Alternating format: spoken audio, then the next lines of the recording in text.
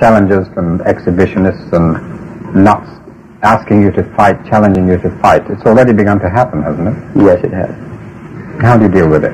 When I first learned martial arts, I too have challenged many established instructors. And of course, some other challenging me also. But what I have learned is that challenging means one thing, is that what is your reaction to it? How does it get you? Now, if you are secure within yourself, you treat it very, very, very lightly, because you ask yourself now, am I really afraid of that man? Or is that man, do I have any doubt within me that he's going to get me? But if I do not have such doubt, and if I do not have such fear, I would certainly treat it very lightly, just as today the rain is going on strong, but tomorrow maybe the sun is going to come out again. I mean, it's like that type of a thing. Of course, they can't lose by challenging you. Even if they lose, they get the publicity of being a guy who actually fought. Well, let's face it. I mean, in Hong Kong, can you have a fight? I mean, a no-hold-bar fight. Is it a legal thing? It isn't, is it? And to me, you see, a lot of things, I mean, you know, like challenging and all that, I am the last to know. I am always the last to know, man. I mean, I always find out from newspapers, from reporters, before I personally realize what the hell is happening. Bruce, you were teaching martial arts in the States, and yes. two of your students were Steve McQueen and James Coburn. Did you find them tough people, the way they're portrayed on the screen? Well, first of all, James Coburn definitely is not a fighter. Lover, yes. I mean, he's really a super nice guy. I mean, not only that, he's a very peaceful man. He learned martial art because he finds that it is a very, very, it is like a mirror to reflect himself. You know what I mean? I mean, like, I personally believe that all type of knowledge, I don't care what it is, ultimately means self-knowledge. And that's what he is after. Now, Steve is very uptight. Steve is very high-strung, you know.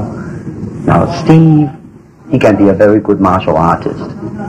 But I hope that martial art would cool him down a little bit.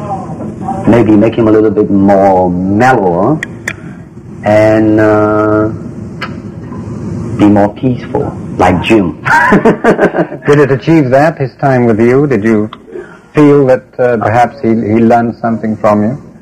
No, definitely not yet. First, because of shooting schedule and all that, I mean, he cannot have it on a regular basis. And secondly, he is still on the level right now of enjoying it as an excitement, like his motorcycle and his sports car, you know. Some for release of his whatever, anger, whatever, you name it. Bruce, how much of your screen personality is really you? I mean, you teach martial arts, so you're obviously very good at it. But of course, teachers are not always the best exponents or practitioners. Right. Are you able to take care of yourself, would you say? I will answer this, first of all, with a joke, if you don't mind. Oftentimes people come up and say, hey Bruce, are you really that good? I said, well, if I tell you I'm good, probably you will say I'm boasting. But if I tell you I'm no good, you know I'm lying. But, alright, going back to be truthful with you. Let's just put it this way. I have no fear of opponent in front of me. That I am very self-sufficient. That they do not bother me. And that should I fight, should I do anything, I have made up my mind, and that's it, baby. You better kill me before. Bruce, in The Big Boss, you play a man who's very slow to anger. Yes. He's shy, diffident. You even stay out of fights in the early scenes because of a promise you made to your mother. Yes. Is that a little bit like you, or is this just a screen personality? This is definitely a screen personality, because as a person, one thing that I have definitely learned, and my life, it seems like